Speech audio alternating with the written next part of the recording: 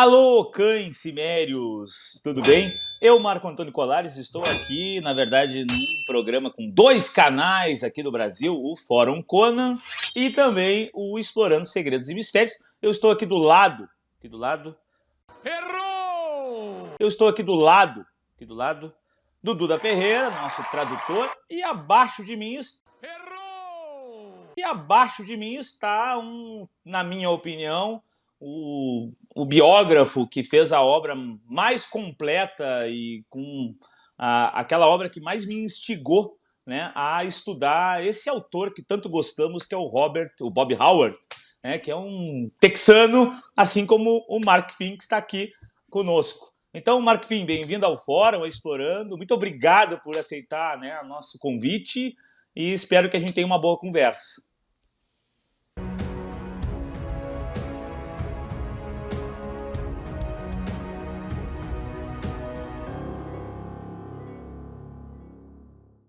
Okay, Mark, thank you very much for being here with us, from people from Fórum and Desvendando, and we hope you have a good chat here, talk about Conan, Howard, and stuff.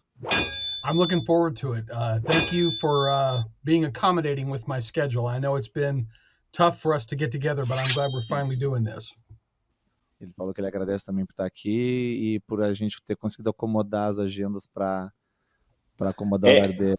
Até porque tem um fuso horário ali de 2 horas a menos, né? Então a gente está aqui nesta gravação.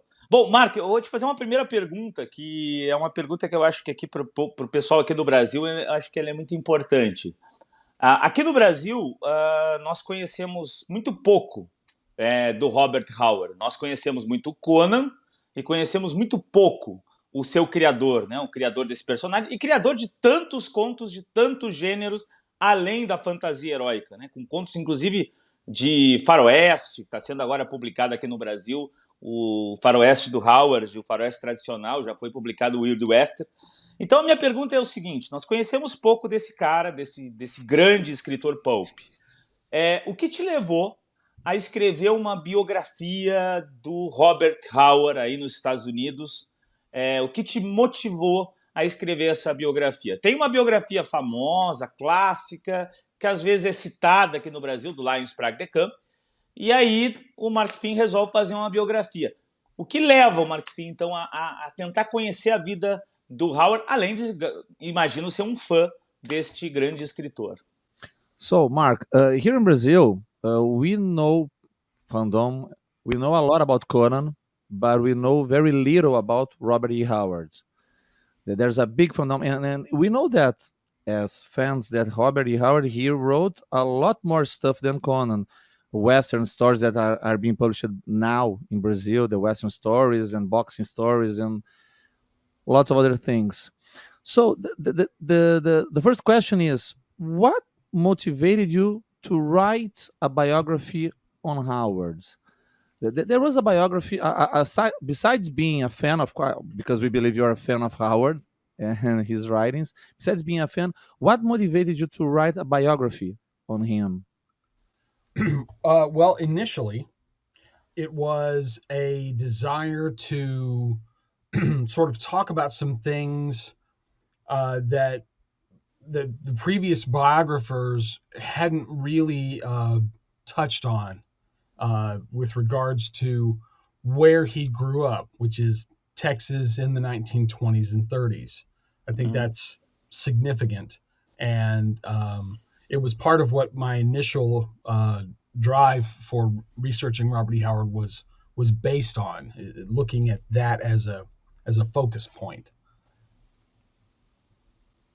Então, inicialmente, foi o projeto mesmo que levou ele, foi falar a respeito daquilo que os outros biógrafos do Howard não tinham tocado nas biografias anteriores, que era falar quando ele cresceu, da época de como ele cresceu, que foi no Texas dos anos 20, foi onde ele cresceu, assim. Então esse foi o ponto focal dele, tocar em pontos que os outros não tinham tocado ainda.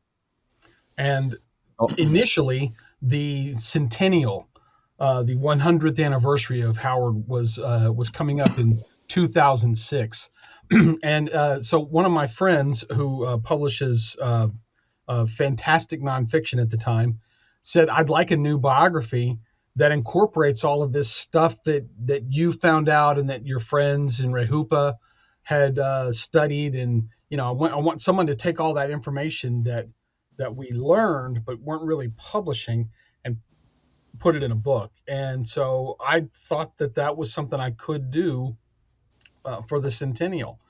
And along the way, I could incorporate some of my own theses. And the biggest one, of course, was that, Howard was a Texan, and Texas influenced Howard in terms of what he wrote and the way he wrote and the things that he wrote. And Texas stood in for a lot of things in Howard's works. You can even today go out into some of the parts of Texas where he roamed in the countryside, and you can look across the fields and you can look at the trees and you can see the hills, and you can imagine Conan riding with mercenaries, down into those trenches.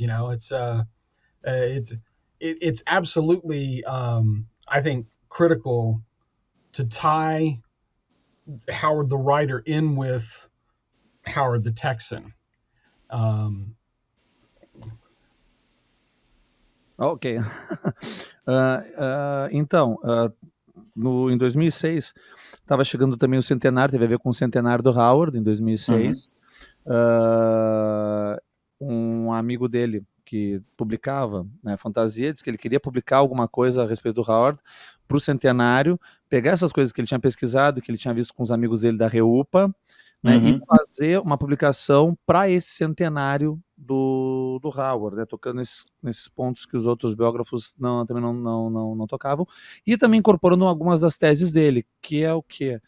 Que é a maneira que o Texas influenciou o Howard na sua escrita, né? A maneira que o Texas aparece na maneira de escrever e nos contos, tanto na maneira de escrever como nos próprios contos mesmo do Howard, de maneira estilizada ali, que ele fala assim, que o Howard é um texano, então até hoje em dia, quando a gente anda pelo Texas, quando se anda pelos Texas lá, tu consegue ver as árvores, os montes, os lugares assim, o Conan andando por ali em trincheiras, enfrentando gente, então que que é crítico, que é um ponto crítico, ligar o Howard, escritor, ao Howard texano. Isso é um ponto muito crítico para ele. Na tua biografia, eu não li ainda a segunda versão, eu só tenho a primeira. Eu sei que o De Guenter falou que a segunda realmente ela está mais completa, enfim, seria ideal para mim, inclusive para o meu doutorado, ler a segunda. Estou esperando ela chegar. Mas eu li a primeira edição, e na tua biografia tu faz, logo no primeiro capítulo, uma contextualização, aquilo que nós historiadores chamamos, né, de contextualizar, colocar o cenário do Texas daquele momento, daquelas primeiras décadas do século XX, colocar esse cenário e explicar que esse Texas que o Howard cresceu era um Texas que ainda era muito arcaico, em que haviam muitos conflitos, interesses, pecuaristas, agricultores, e aí chega o petróleo. Então, esse cenário em que começa a ter esse boom do petróleo, ao mesmo tempo esse jovem Howard viajando com os pais por cidade em cidade, à procura do boom ou à procura de uma melhor condição de vida, já que o pai era médico, um médico itinerante que atendia as pessoas. Eu queria, e aí movimento progressista, tu fala, movimento populista, os novos atores sociais que aparecem no Texas, ou seja, tu faz todo um cenário, uma contextualização para que a gente entenda que esse cenário é o cenário de desenvolvimento desse jovem Howard e que vai ser muito forte como influência da sua escrita como um todo. Qual a importância desse Texas para entender os contos do Howard, incluindo a fantasia? Assim, eu posso dizer que o Howard ele não consegue sair do Texas, ou seja, mesmo indo para momentos do passado que ele cria, era iboriana, era turiana, enfim, esse Texas está sempre presente, esse Texas com conflitos, né? Esse Texas em que ele está crescendo, em que ele está vendo chegar novos atores sociais, né? Com o boom do petróleo. Esse Texas está sempre presente na sua obra, inclusive na fantasia, não só nos outros gêneros, mas na fantasia. So, in your Marco, he read the first version of your biography on Conan. He's expecting the revised and updated one to arrive, right? But he said that in the beginning of your biography, you make a contextualization of Texas at that time.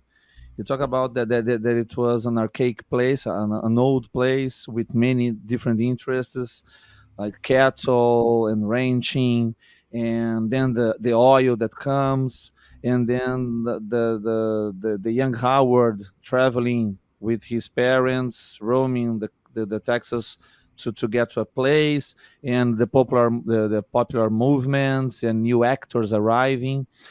So you made all this contextualization for us to understand the influence on Texas on his writing. The question is, how important do you think this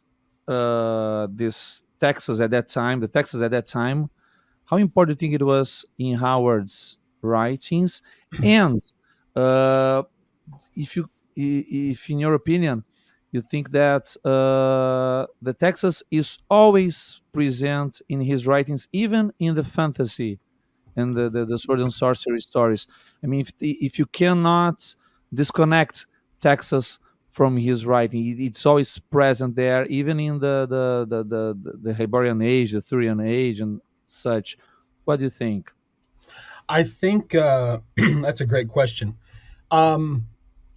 Where Texas shows up in Howard's work is typically in the tone and the voice of a number of his characters. You really hear it. I mean, it's sort of obvious in the westerns, but you really hear it in the humor writing.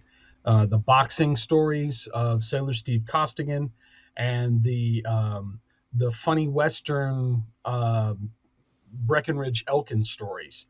Those are kind of ground zero to understanding a more complete picture of Howard as a writer.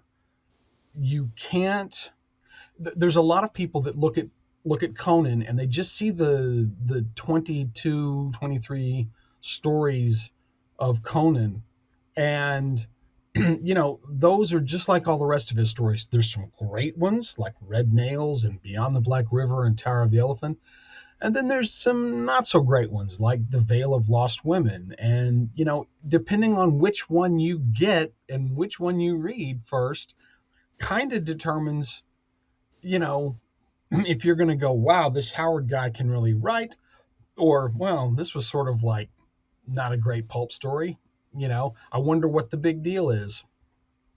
So I think it's important, first of all, to not just look at Conan to get a more complete picture of Robert E. Howard, but even in the fantasy, the sword and sorcery stories, Conan, Cull, Bran McMorn, Solomon Kane, there is an attitude that is present in the work. There is a point of view. It's very strongly delineated. It's very strongly, marked out in Conan. Conan does not tolerate an insult. He does not bow before people that he thinks are lesser to him, and he doesn't think that soldiers, are automatically given respect. They have to earn it. This sort of fits in with the pragmatism of early Texas pioneers and Texas settlers and even Texas lawmen, all of which Howard had read and digested and grew up listening to tall tales and stories about. So that's where those cultural elements seep in. And when Howard says in the famous quote that some part of his subconscious reached in and took a bunch of traits from prize fighters and wildcatters and lawmen and tool dressers and all of these different people from boomtown environments, that created, this sort of idea of Conan the Barbarian.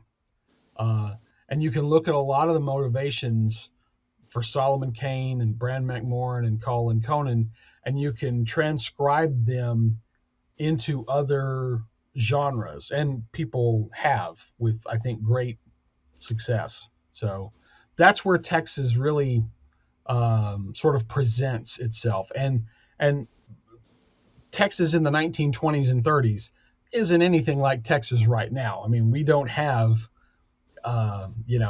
we have more guns on the street, but it's not a lawless, rough and tumble place like it was when Howard was experiencing boomtowns and boomtown politics and boomtown violence.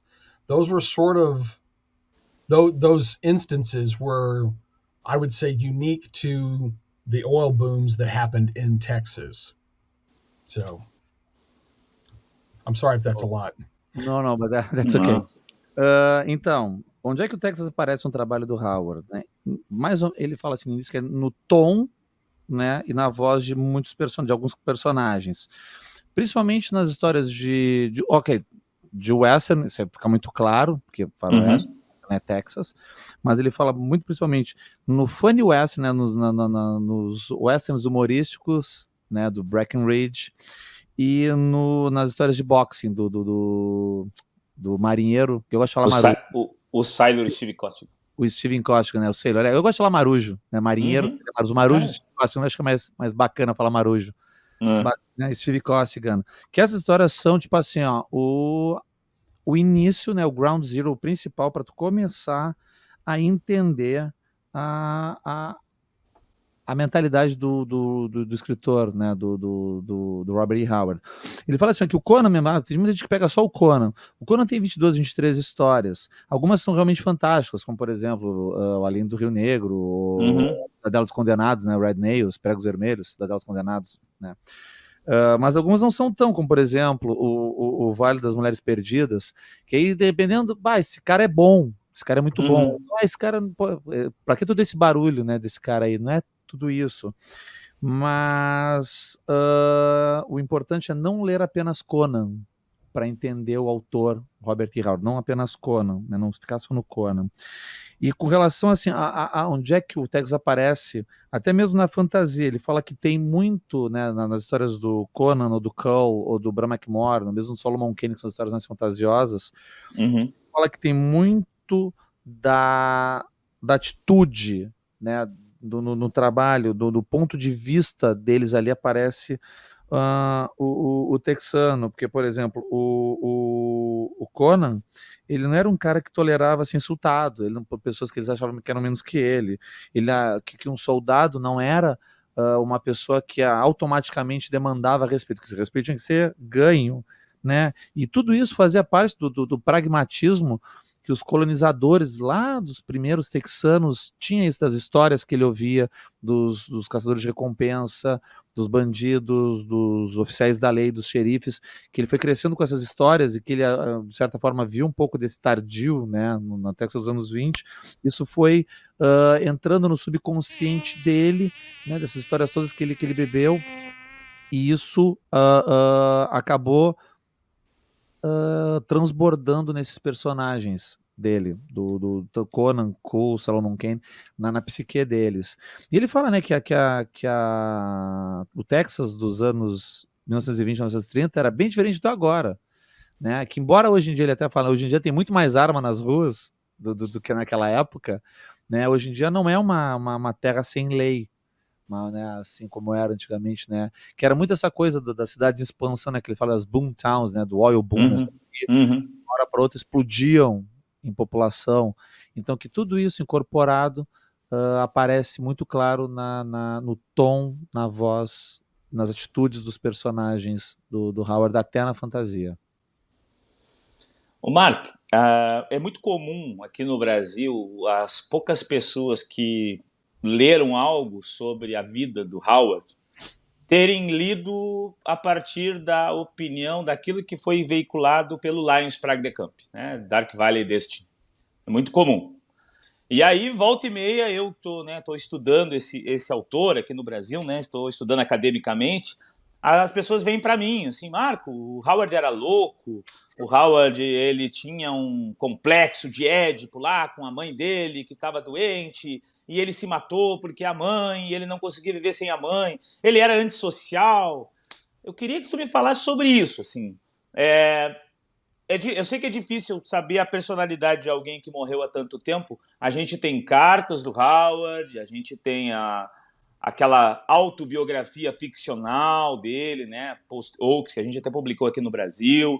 A gente tem os contos, a gente tem opiniões de outras pessoas que corresponderam com ele, né? O Círculo de Lovecraft, o Clark Smith, o Lovecraft, enfim. A visita que ele foi feita, né, do Harold Price, é isso, né? Não me lembro agora, que foi em 34 e visitou o Howard. Enfim, a gente tem coisas de outras pessoas. A gente tem o relato da nova Lynn Price. O que tu pode nos dizer sobre, né, a partir da tua pesquisa, sobre esse homem Howard, esse jovem, morreu jovem com apenas 30 anos, não amadureceu como escritor, como talvez pudesse, né? Se tivesse mais tempo de vida, quanta coisa ele faria fantástica, né? Então, assim, o que tu pode ver, assim, pode nos dizer para o público brasileiro, para a gente sair desses preconceitos que foram criados ao longo do tempo, infelizmente, sobre esse escritor, assim. Tanta construção que se fez sobre ele, de gente que parece que construiu um personagem que não existe. So, Marco saying that many people here in Brazil, when they read something about Howard, it's mainly through the other biographies that are written by him, mainly by the Alice Sprague de Camp, Dark Valley Destiny.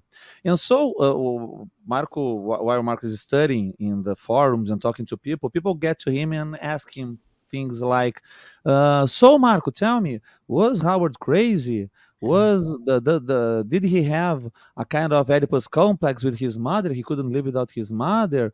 Was he a loner? I mean, what can you tell me about him? So we know it's hard to say something of the personality traits of someone died so long ago, because we have only the accounts of people. We have the letters, we have his autobiography, fictional, the Post Oaks, that was published in Brazil. We have the accounts of Lovecraft, and we have the accounts of Novaland Price, and all these people that we can deal with. But what can you say from your researches on Howard to write the autobiography? What can you say about Howard to in a way terminate these prejudices and misconceptions people have on Howard? Well, the first thing that we've got to do is get my book translated into Portuguese. That's going to be the thing that really, I think, fixes it. Yeah. Most of what I wrote in Dark Valley, in Blood and Thunder, was a direct response to Dark Valley Destiny. De Camp was he had some horses in the race.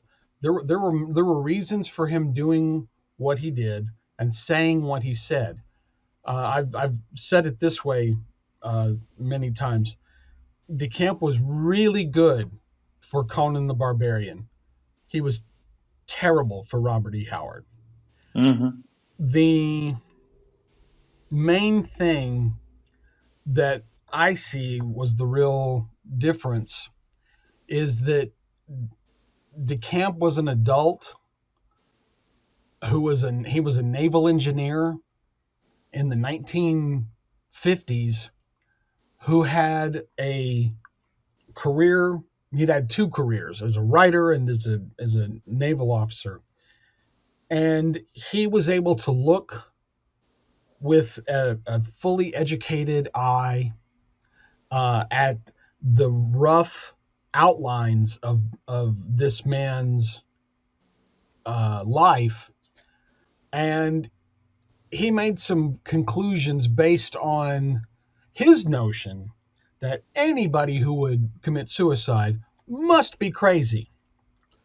And so he spent most of his time, when he was looking into the biography of Howard, looking for things that would confirm that.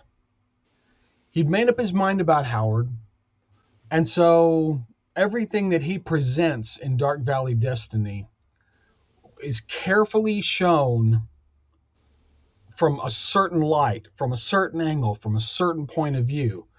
He uses quotes that he pulls from very random sources that have nothing to do with Robert E. Howard's life, and uses it to explain, see, this is what somebody said about Texas, so we can guess that Robert went through the same thing.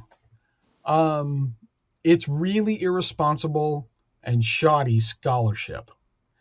And it was all bolstered. It was all designed to bolster what he'd been saying for years, that Howard was maladjusted to the point of psychosis.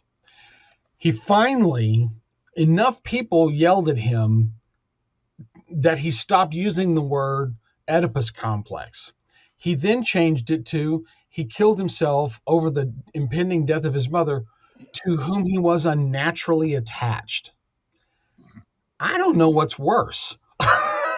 I'm not sure which is worse, but they're both bad. And he had no sympathy for anything that Howard was going through. He knew very little about the family.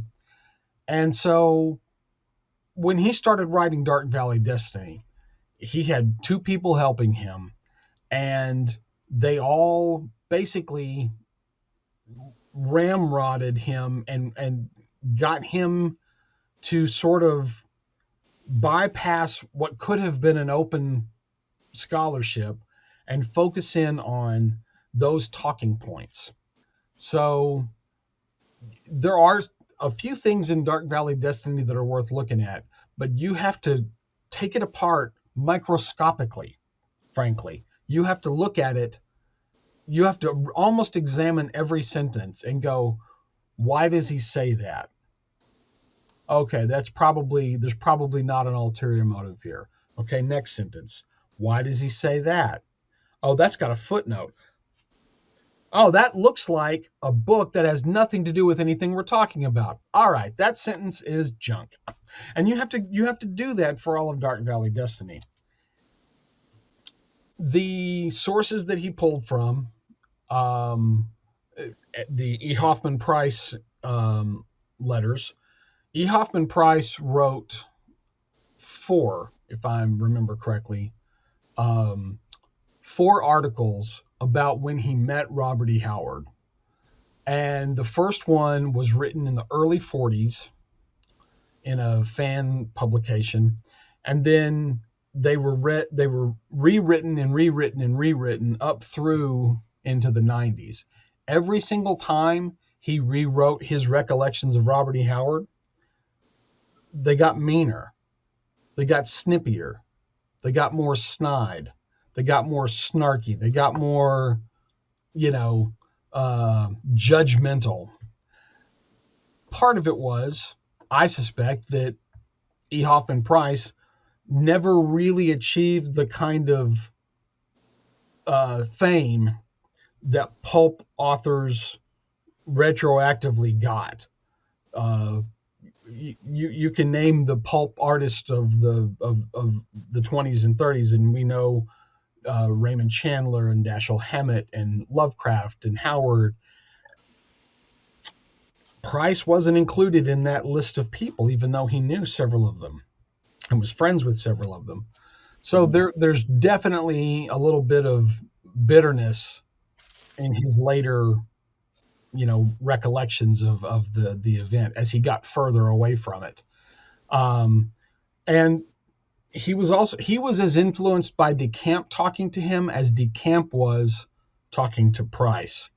They sort of fed off of each other, and Price was very deferential to DeCamp, and their letters show that they were both really just so tickled to be talking to one another. And anytime DeCamp would say something, he would reply, "Well, I'm sure you're right. I wouldn't dream of correcting your learned impressions." It was ridiculous. But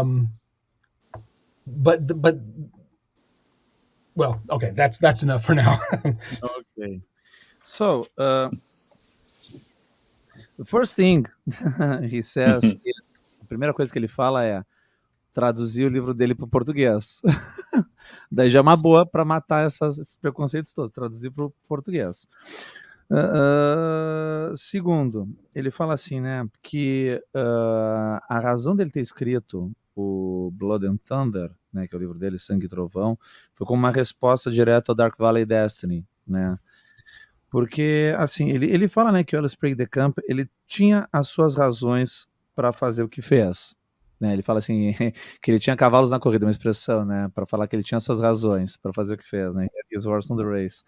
Tipo, que ele foi muito bom pro Conan, mas que ele foi terrível pro Robert E. Howard, né? Ele foi terrível. Que o DeCamp, ele era já um adulto, ele era um engenheiro naval, né, um engenheiro oficial do exército na década de 50, que tinha duas profissões, duas carreiras. Ele era um cara totalmente educado, um adulto totalmente educado, que botou o olho nessas linhas, esses resumos, né, da vida do Howard, nas coisas que diziam a respeito, e falou, esse cara tem que ser louco. Esse cara deve ser louco. Né? Uma suposição. Então, e aí, o trabalho dele escrevendo Dark Valley Destiny foi basicamente buscando elementos que confirmassem essa tese dele de que o cara era maluco, de que ele não era o cara certo, né? E que ele foi se convencendo disso. Então, tudo que é escrito no livro, todas as falas, todos os trechos do livro, eles são feitos de um certo ponto de vista, de uma certa luz, que comprovem que o Howard era um cara desajustado, que era um cara doido, desajustado. Ele usa algumas citações de fontes completamente aleatórias que não tem nada a ver com o Robert E. Howard, com a vida dele, que falavam do Texas na época, que falavam do Texas nisso, que falavam do Texas naquilo, para corroborar alguma coisa de que por isso que ele era um suicida, por isso que ele era um maluco, né? E que isso é de certa maneira irresponsável, né? Que tudo no livro foi desenhado justamente para confirmar essa teoria do desajuste, da maluquice e do Howard, né? E depois de muita gente gritar com ele para ele parar de usar o termo complexo de Édipo, né? Muita gente, né, nos estudiosos falaram para ele parar. Ele falou, ele mudou. Ele botou que o Howard, ele era naturalmente ligado à mãe dele, o que ele não sabe se é pior, né? Ele não sabe se é pior do que... As duas coisas são ruins. Uma coisa é complexo de Édipo, outra coisa é ele é naturalmente ligado à mãe. A teste, no caso, é ligado de uma maneira muito forte. Né? E que ele não tinha nenhuma simpatia, nenhuma empatia pela situação daquele jovem lá, pela situação do Howard, pela situação da época. Tudo foi feito nessa luz, né? Que tinha duas, durante a escrita, né, do Dark Valley Destiny, durante a escrita, tinha duas pessoas ajudando ele a filtrar todas as pesquisas e tudo mais para esses pontos de fala, esses pontos que eram o ponto do livro, né, corroborar isso. Então, que ele fala que todo parágrafo, toda linha, esse livro todo ele tem que ser analisado com microscópio, com um microscópio, que é tipo assim, o que ele está querendo dizer nessa frase? O que ele está dizendo aqui? Tá, beleza, isso aqui tem alguma coisa a ver. Tá, e nessa aqui? Essa aqui tem um nota. Ah, não tem nada a ver com o Howard, bora. tem que ser analisado. Tu tem uma razão para ele ter escrito cada coisa nesse livro, né? Ele fala, por exemplo, também das cartas do E. Hoffman, que o E. Hoffman Price, que ele escreveu 4 artigos sobre o Howard, e o primeiro deles é nos anos 40, e depois esses artigos foram sendo reescritos e reescritos até os anos 90, e que cada vez que ele reescrevia, eles iam ficando mais maliciosos, mais sarcásticos, mais incisivos e mais julgadores, né, sobre o Howard. E aí uma coisa que ele fala, que ele acredita, né, que o Hoffman, ele tinha um pouco deveria ter um certo ressentimento, porque ele também era um autor pulp dessa época, e que nos anos 20, se a gente pensar que ele fala, tu pensa no Raymond Chandler, tu pensa no Lovecraft, tu pensa no próprio Howard, na lista dos autores pulp que, né, tiveram uma fama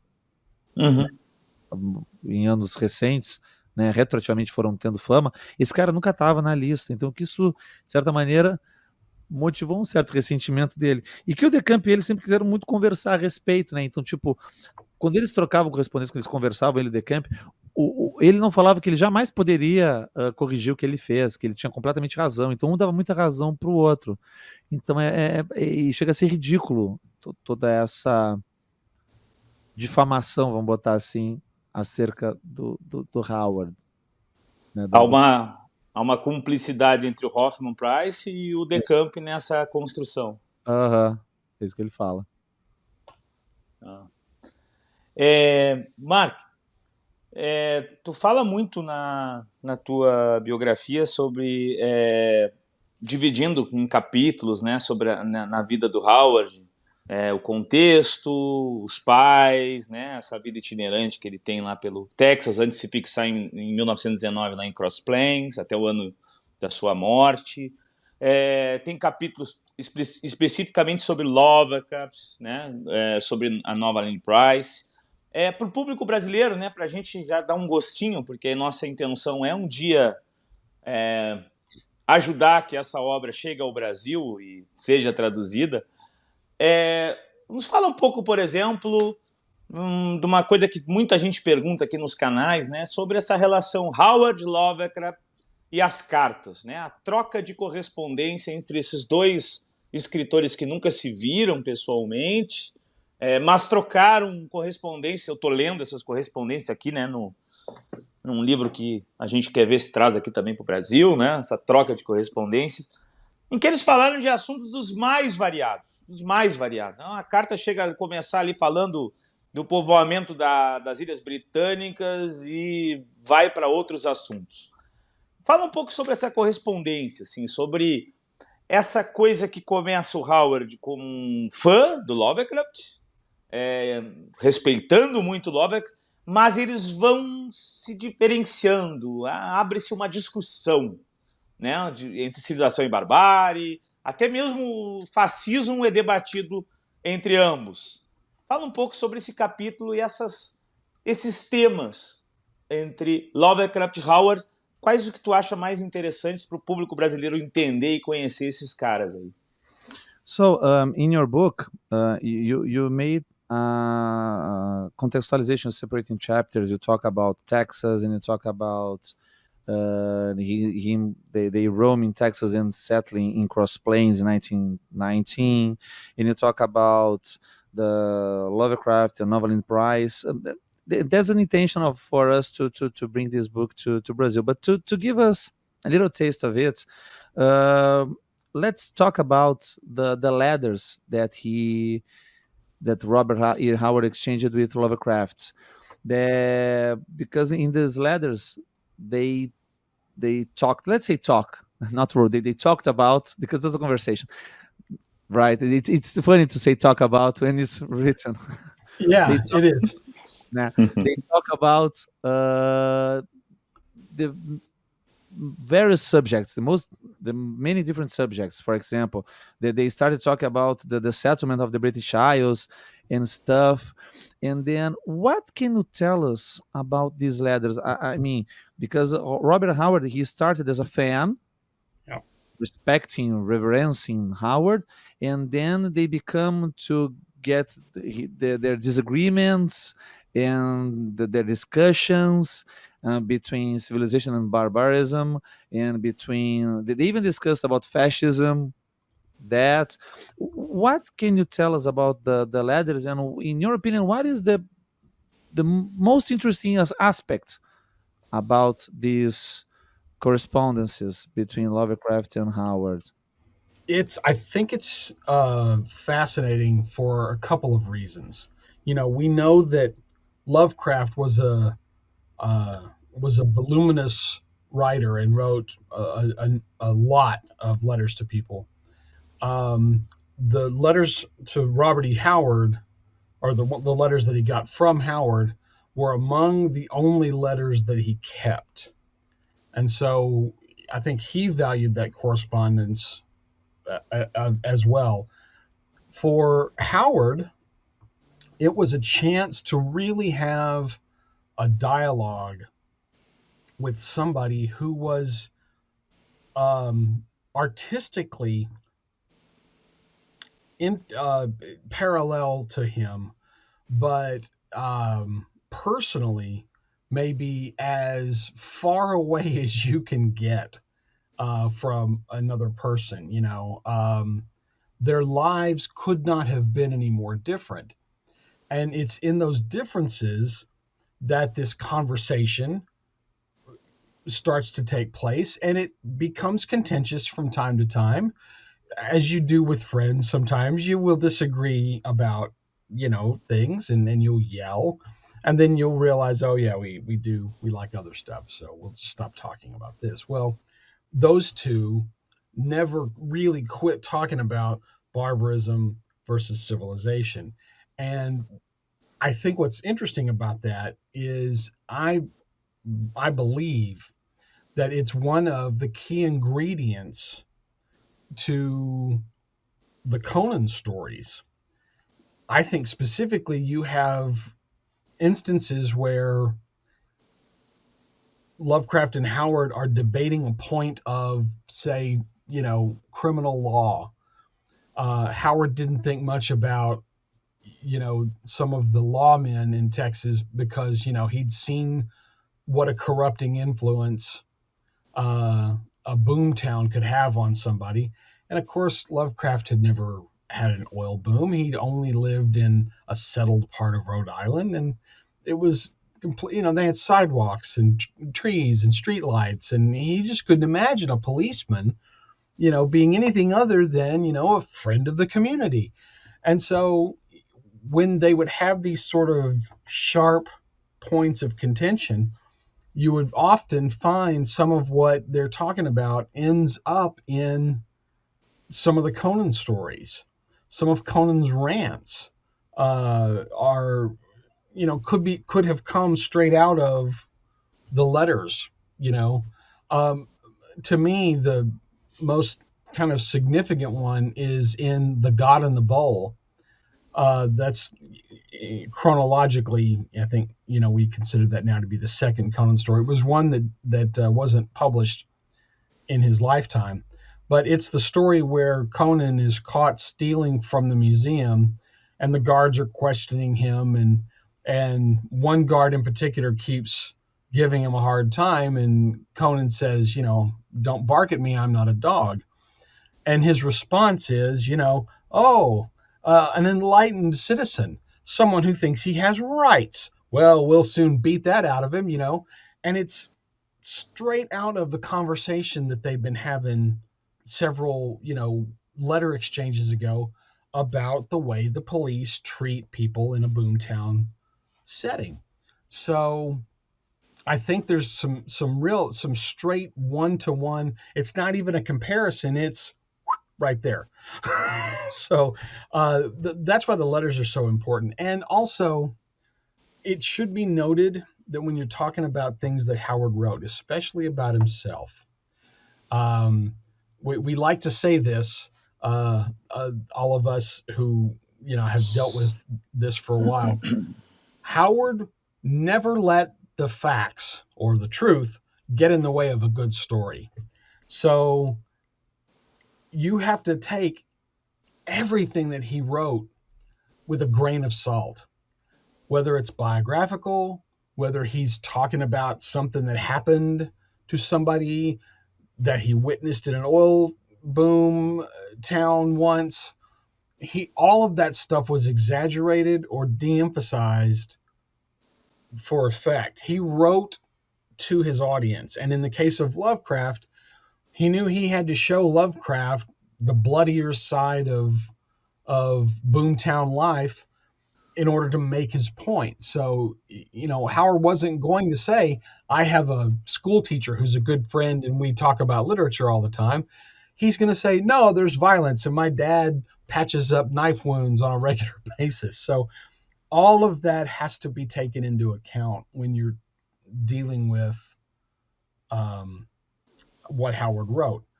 And so one of the things that I did specifically was I went looking for instances in the paper or from the surrounding areas that would reinforce or bolster something that Howard said to somebody specifically about the booms, and I found some of that, which was I think fascinating, but also it put a spike in DeCamp's idea that Howard was paranoid and that he, felt persecuted by, bullies and enemies that he couldn't see. There was reasons to be careful in a boomtown setting. Maybe Howard didn't have to worry about that when he got older, but I can see where it might have scared him a little bit when he was younger. And just because it didn't happen the way Howard said it didn't mean that it didn't happen. And it certainly wasn't when he would tell those stories to people, he was doing what we in Texas call bullshitting. And Texans are very proud of their ability to bullshit. It's kind of our bread and butter. And Howard was a master bullshitter when it came to stuff like that. Ok, so let's do it.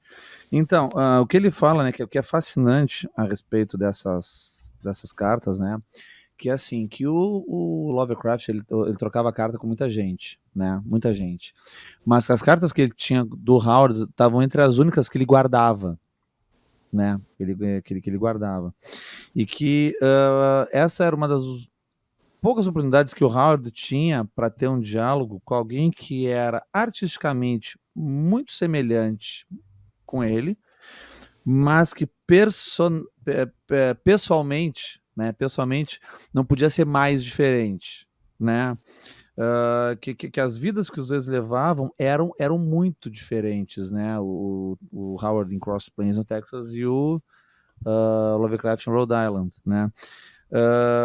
E que, claro, que por essas diferenças muitas vezes transpareciam nessas casas, as conversas ficavam um pouquinho mais exacerbadas, né, ao ponto de eles até gritarem uns com os outros, um com o outro, né, na maneira de escrita, mas que é uma coisa que acontece comumente com amigos, né, a conversa começa a ir por um ponto e que daqui a pouco vocês começam a se exaltar e não, vamos parar de falar com isso, vamos trocar de assunto, falar de outra coisa, que era isso, né, mas que eles nunca pararam de falar, de discutir a questão da barbárie e da civilização, e que isso é um dos ingredientes-chave nas histórias do Conan, né? Uma coisa que ele fala é que essa corrupção mesmo dos policiais, né? A lei criminal, a corrupção dos policiais, né? Nas cidades, né? do boom do petróleo, nas boom towns, que ele falava, né? Que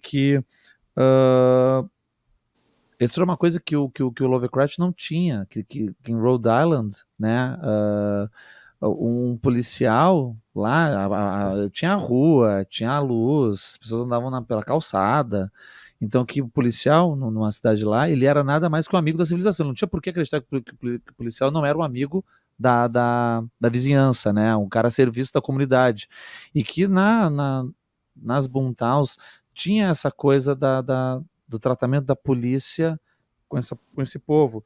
Isso aparece muito Por exemplo, ele fala, né, do Deus da tigela.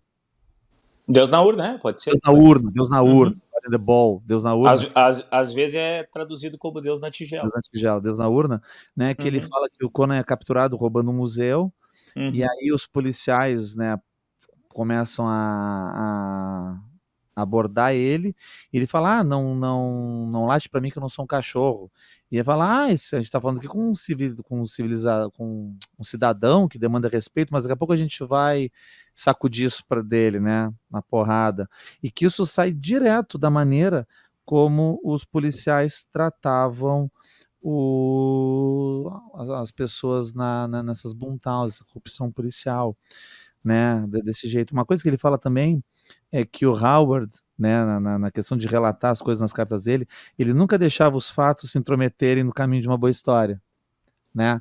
Então, que assim, da maneira que o Howard contava, tipo assim, tem sempre que levar tudo que ele conta, seja a respeito da biografia dele, seja a respeito de uma coisa que ele presenciou ou que aconteceu com outra pessoa, ele sempre exagerava ou dava uma amenizada naquilo para contar uma boa história, né? Isso é fundamental. Então, claro, muitas coisas que ele escrevia pro Lovecraft, ele acabava deixando um pouquinho mais sangrento, tipo, o pai dele estava sempre suturando ferimento de faca lá e tal, ele sempre dava uma enfeitada.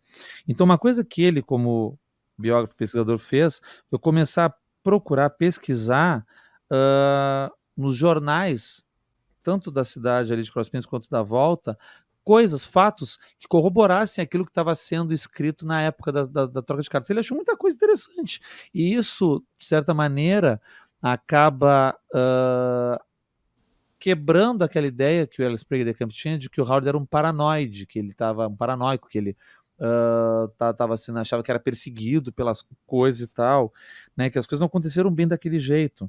Porque, claro, não era fácil viver numa cidade bom, tinha coisas para se preocupar, coisas que talvez, se o Howard fosse mais velho, ele talvez não se preocupasse, mas para um guri e um jovem homem de 30 anos eram coisas naturalmente para se preocupar, mas que realmente aconteciam. Então, assim, e outra, ele fala uma coisa muito legal, né, que o Howard, ele era o que os eles falam que ele fazia bullshitting.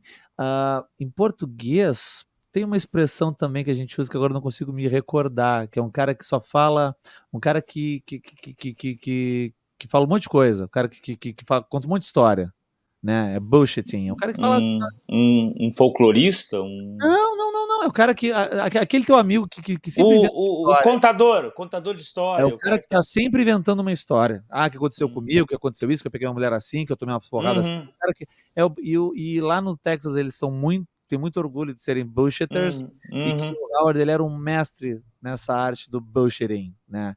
Que tem uma palavra em português, agora não consigo me lembrar, mas daqui a pouco ela vem. Não, mas depois tu lembra. Yeah. We have a word in Portuguese to bullshitting also, but I can't remember now. I just can't remember, but there is a word for that. Okay, yeah, the intentional stringing somebody along, telling a story that you know isn't true. Because I know by now I can think of 3 or 4 friends I have that do like that all the time. 3 or 4 friends. Se eu não me engano, tem um conto de Weird Western do Howard em que tem um desses caras aí, que ele tá contando história e tá dando uma enfeitada nas histórias. Eu não me lembro agora qual é. Mark saying that if he's not mistaken, there is a Weird Western tale that there is some of these guys that are bullshitter that tells the stories and enhances and does. Não lembro qual história, cara. Bullshit. É que bullshit é bobagem, né? É besteira, é cocô de touro, né? Bullshit, é literalmente cocô de touro. Bullshitting. Yeah, we have a word for that, but I can't remember now. But it's like it's in the back of my neck, but I just can't. It'll come to you after the interview. Yeah, of course. Of course. Marco. Uma coisa que chama atenção, assim, Mark, no Howard, né, entre tantas coisas, assim, quando a gente começa a ler as cartas, a gente começa entendendo que ele faz exatamente muita construção de si mesmo.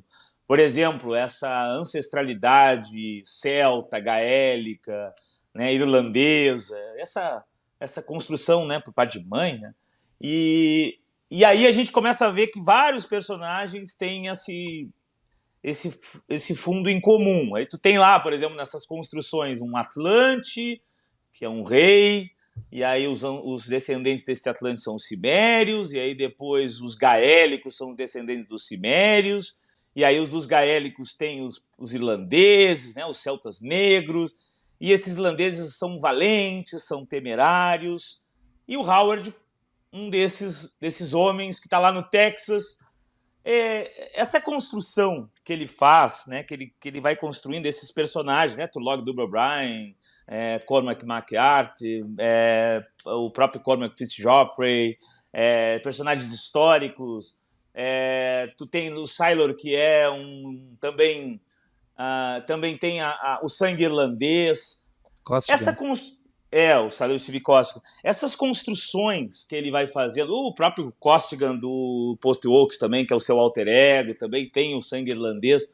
Ou seja, ter o sangue irlandês, o sangue celta gaélico, parece que é um padrão de vários deles. Essa construção tem a ver com uma autorrepresentação do próprio Howard.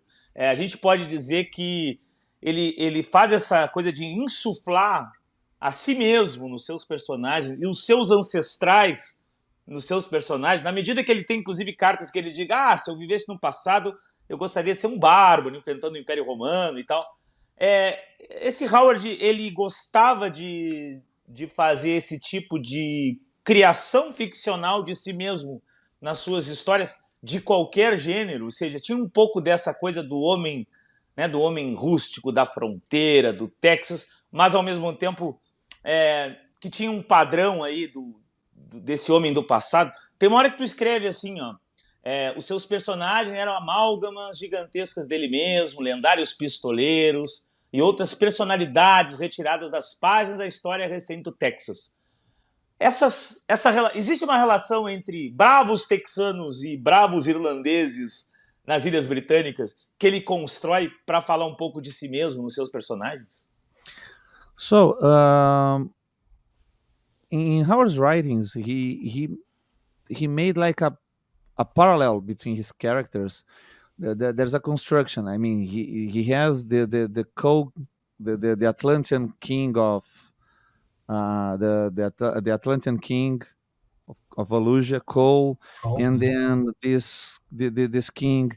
His descendants are the Cimmerians, and then the descendants of the Cimmerians are the Welsh, the Gaelic people, and then the Irish ones, and then the Black Celts, and then they become the Texans in the Western. Do you think that Howard has this thing of talking about his, in a way, ancestors in his story? He makes this in a way to put himself in his stories, to make himself bigger through these characters, in the sense that they were like his ancestors, all these people, this Irish, the Irish blood, and even in the Sailor Steve Costigan, who is also Irish, or the historical characters like Fitzgeoffrey and all this. Do you think he has? Do you think it's possible to link the Texans, the Howard Texan, to this Irish blood and all these line of ancestrality, let's say? It is, well, first of all, when Howard wrote about racial memory and ancestral memory in several stories, the Jim Allison stories come to mind specifically. And it's clear that in his mind, the worlds that he had set up were linked. Now, my good friend Jeffrey Shanks has done a lot of research on this. So I apologize in advance to Jeffrey and everyone in your country for what I'm about to get wrong. But what he was looking at was Howard was world building from a position of anthropology and archaeology. There was a lot of what we would now consider bad science floating around at the turn of the century, and so a lot of it was some of it was just outright mystical, um, tied to spiritualism. Specifically, there was theosophical writings, which stated that there was a lost continent of Atlantis and a lost continent of Mu and all of these things, and they had broken uh, mankind into different ages, and what and there was a big gap in what they were looking at and where we are now. And so Howard decided to place his fictitious worlds into that pocket in the middle where not much else was going on. That's why the Hyborian age is 14,000 years in the past. And he was trying to use folklore, which he was an amateur student of, and um, mythology to sort of explain that our modern civilizations are echoes of these past societies that were once great, and then they descended into barbarism and everything fell down, and now we're building up a new age. That was part of what he believed and what he wrote about. So I think you can draw a connection in terms of what his intentions were. He intended for the Conan stories and the Cull stories to be,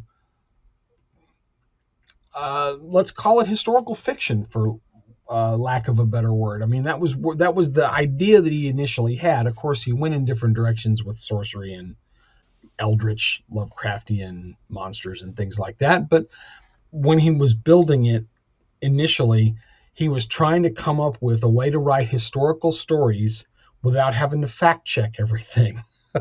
Because he really liked the writing part. The fact checking was sort of a problem for him. As to whether or not Howard felt that kinship, I think it was part of his process. I think Howard had to identify with his main character in some way in order to write convincingly about that character. I don't think it's very different from what some writers say today when you ask them about their process, and they tell you that their characters make all the decisions and I just write them down and argue with them, but they always get their way. It's nonsense. But if that's what they need to write their next vampire story or, whatever, more power to you. I don't think Howard was any different. And I think a lot of what Howard wrote about that stuff was somewhat romanticized. I don't think he really felt that he was, connected all the way back. Although he did trace his family tree, however inexpertly, and was interested in, his own personal genealogy in that respect. I think more of what people see when they see that in Howard's work is him finding a way to self-identify with that character, and in doing so, uh, make the story more personal. I think it's not a coincidence that both the funny boxing stories and the funny Western stories are told in first person.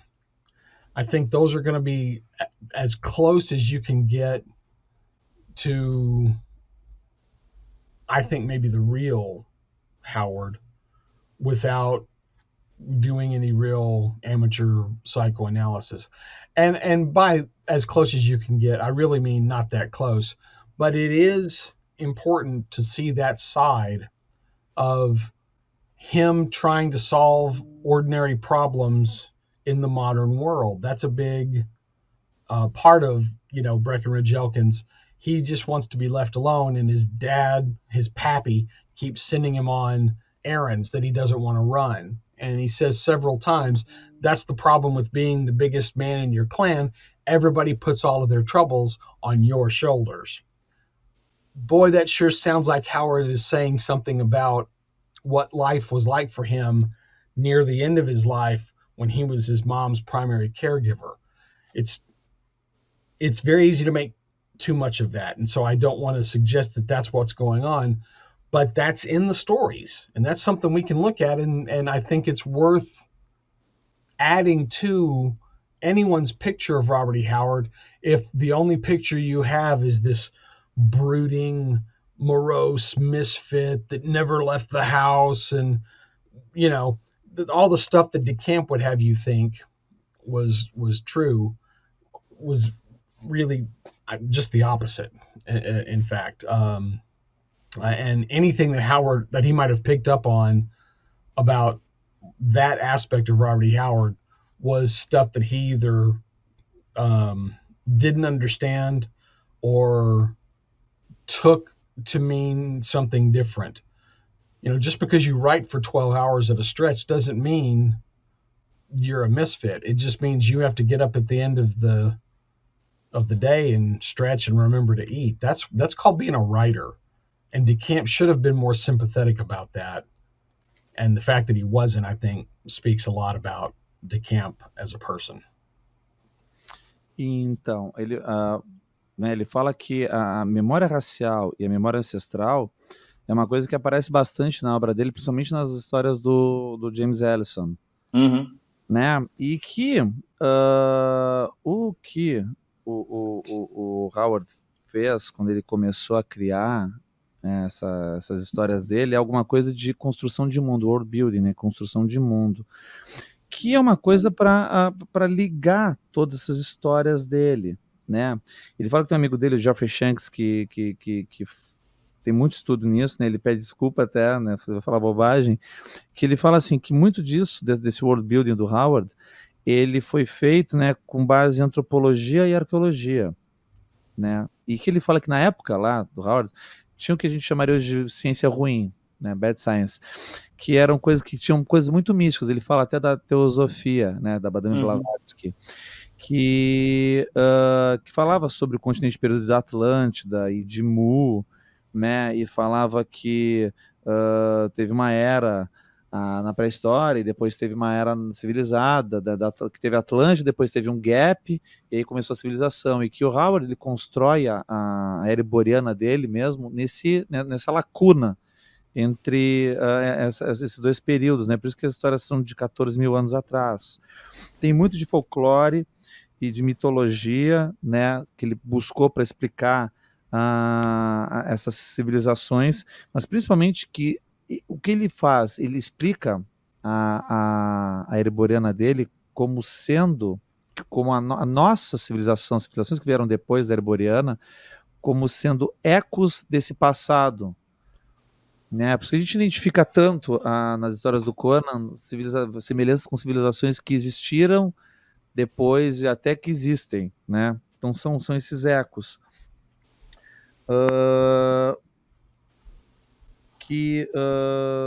Isso. E que outra coisa, né? Que ele gostava muito, né? Dessa coisa do por falta de um nome melhor, o que o Howard fazia aí era ele fazia ficção histórica. Claro, ficção histórica, mas sem o fact-checking, né? Porque escrever era legal, mas ficar checando história toda hora não era tão legal assim. Mas basicamente foi isso que ele fez. Que outra coisa também, né? identificar que ele fazia, as coisas dele eram muito romantizadas, né?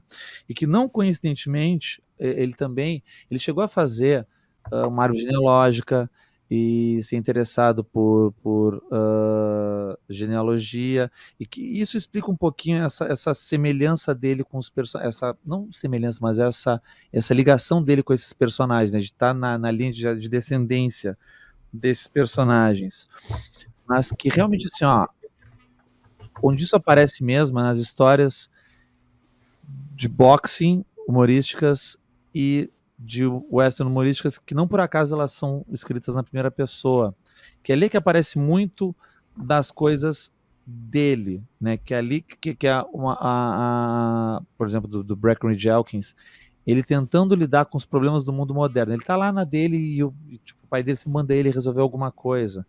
Então, isso é uma coisa que reflete muito do que deveria ser a psique do Howard, uma pessoa que tem todo o peso do mundo nas costas para resolver os problemas, e que isso nos anos finais de vida dele refletia bastante com ele sendo, né, o principal cuidador da própria mãe. E que ele, né, aproveito e já fala, né, que essa coisa, e também para quebrar um pouquinho essa visão do cara fechadão, do cara isolado, do cara antissocial que o Sprague de Camp fez dele, né, dessa falta de empatia. Porque não é porque o cara fica 12 horas escrevendo na corlada que o cara tem que ser um esquisitão, né? Que isso se chama ser um escritor, né? Você tem que pagar conta com isso, né? Então, que muitas das coisas mesmo que o de Camp escrevia, ou ele não tinha formação correta, ou ele estava tendo uma visão, uma ideia diferente do que era aquilo que ele tinha lá. E isso foi muito ruim. Eu vou finalizar, assim, estamos cansados, liberar o Mark Finn e o Duda estão cansados. Eu só vou fazer uma perguntinha rápida, Duda, para ele, assim, que é assim, ó, é simples. A importância da nova Lynn Price nas ideias do Howard, ou seja, o que ela, né, o que essa mulher, no final de vida, ele conheceu ela e o que isso mexeu com ele, de alguma maneira, na sua modo de pensar, e aquilo que tu mesmo coloca na tua biografia, e agora saiu aqui o Velho Oeste, da Clock Tower, né, do Howard, o western tradicional. Tem um conto que eu gosto muito, que é Os Abutres de Wappleton. É fantástico aquilo. O Howard seria um escritor de western, então ele largaria tudo, e o western que estava no futuro literário do Howard. Fala um pouco sobre isso para a gente fechar. Tá bem, Duda? Eu já pergunto? Então, peraí. Então a pergunta é da nova Lynn Price e do... E o Velho Oeste sendo a nova, né, o novo gênero que ele talvez se dedicasse mais, largaria tudo. Ele tem carta falando isso, inclusive, para se dedicar ao western, aquilo que ele queria falar, a história dos Estados Unidos, ou de parte dos Estados Unidos. Ok, so last question, Mark. What can you tell us about the role of Nova Lynn Price and her influence on Howard's life, on Howard's writings? And also, it's the last question, but it's a 2-in-1 question. Okay. And also, now we are being in Brazil. It's being published, the Western Stories of Howard, and he has some letters saying that he would give up everything just to write about Western. What do you think about it? Do you think he would really do that? He would forget about everything and he would write, if he did not die, if he hadn't died when he did, he would write on Western for many years, maybe the history of the United States and the history. What can you say about that? I think Novelyn Price was another person that Howard was able to use as a whetstone to sharpen his intelligence and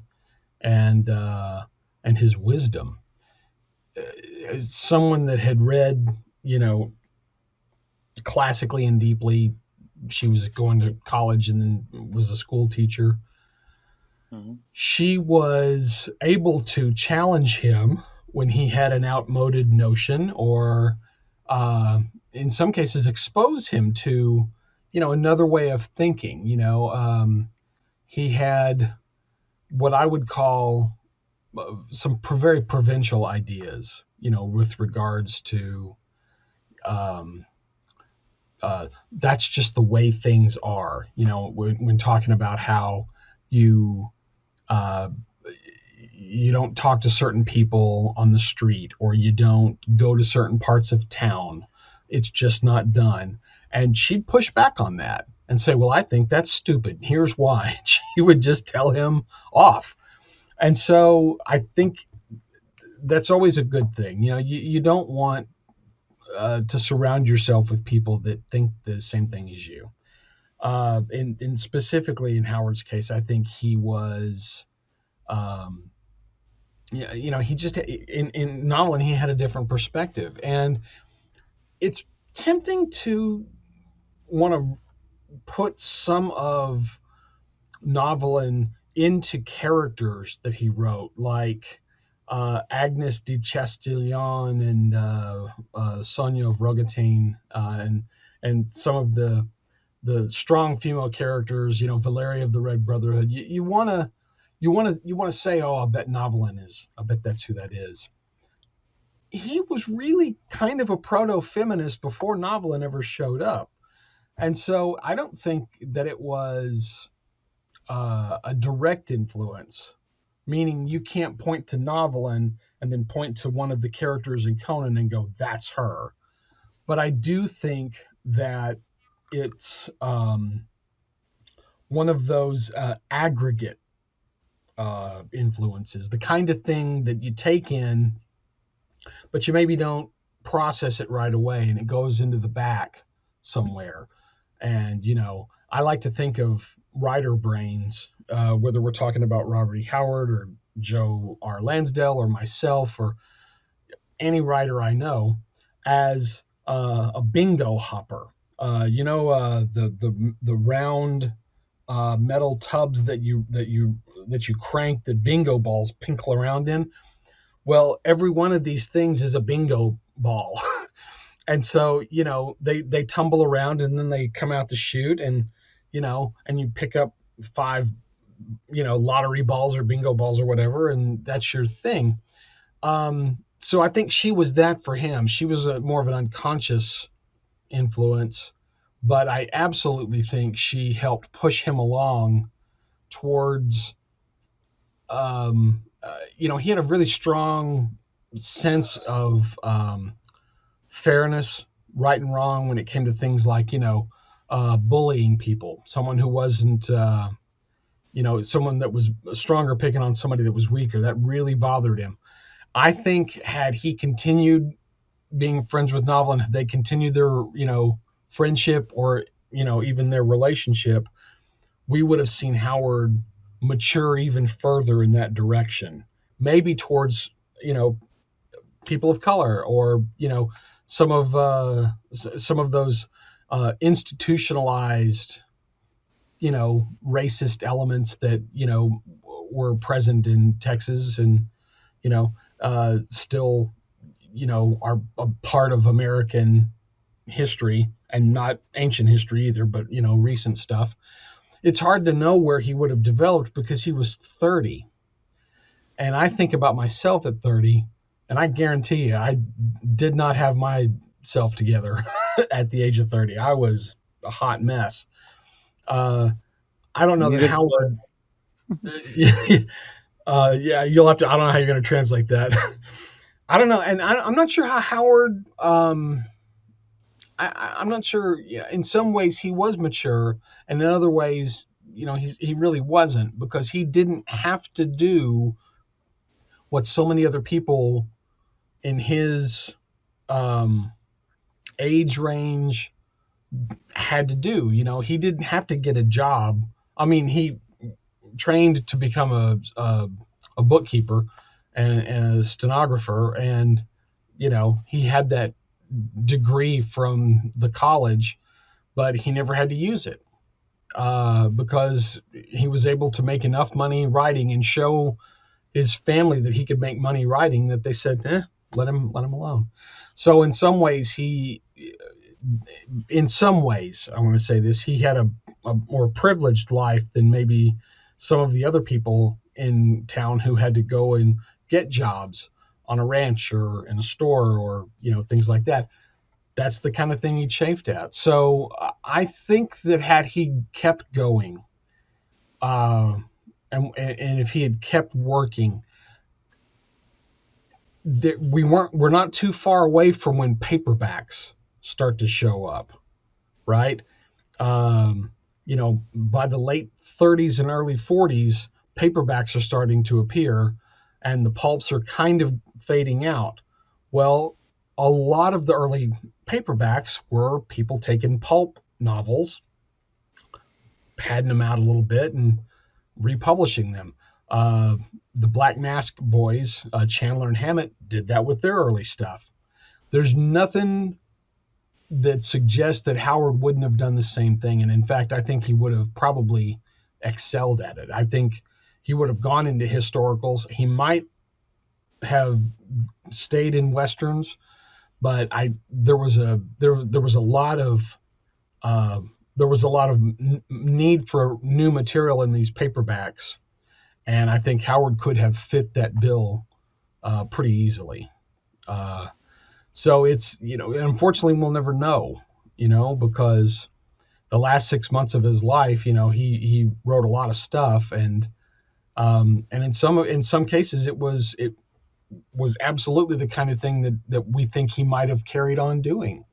But it was also a couple of boxing things. He wrote some Breckinridge Elkins stories, and it's not hard to think that those could have also been reworked. I mean, A Gent from Bear Creek came out in Great Britain, in 1937, and that was just several of the Breckinridge Elkins stories reworked into chapters with a little connective tissue.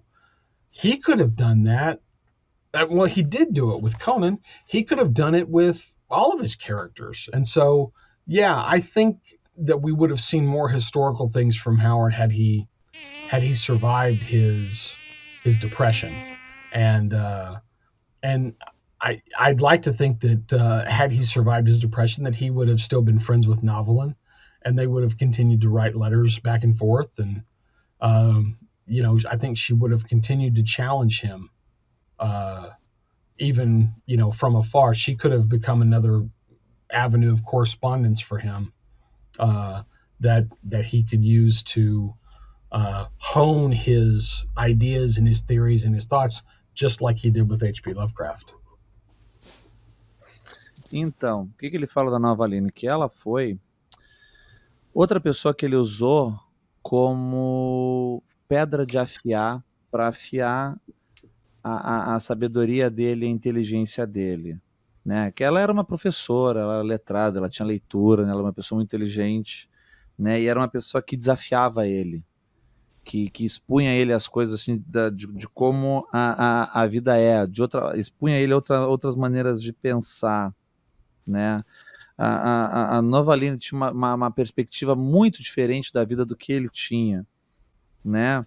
Que assim, que não dá para dizer assim que as personagens femininas muita gente faz isso, mas não dá para dizer assim, que a Agnes de Chastillon, ou que a Sônia de Rogatino, que a Valéria, que essa é a Novaline, porque o Howard, ele era meio que um proto-feminista já na época, né?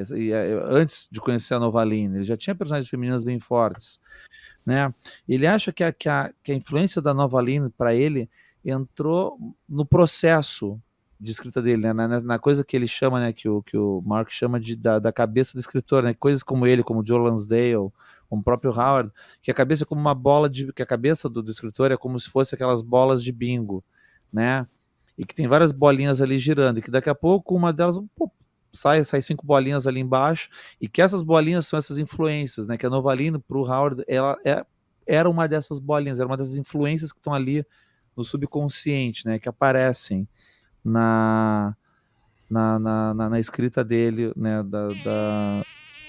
No trabalho dele, que a influência dela, né, ajudou ele a tocar ele para frente, né? Para corrigir os erros, né? Para ser um cara mais ciente, e que houvesse ele, né, amadurecido além dos 30 anos, talvez ele tivesse ido para outros caminhos também, né, de amadurecimento, como por exemplo questões raciais, né, que naquela época já eram muito complicadas, que hoje em dia continuam sendo ainda, talvez um pouco menos, mas ainda continuam, né, história recente ainda, né, mas que talvez ele tivesse amadurecido até nesse aspecto, nessas questões raciais que haviam.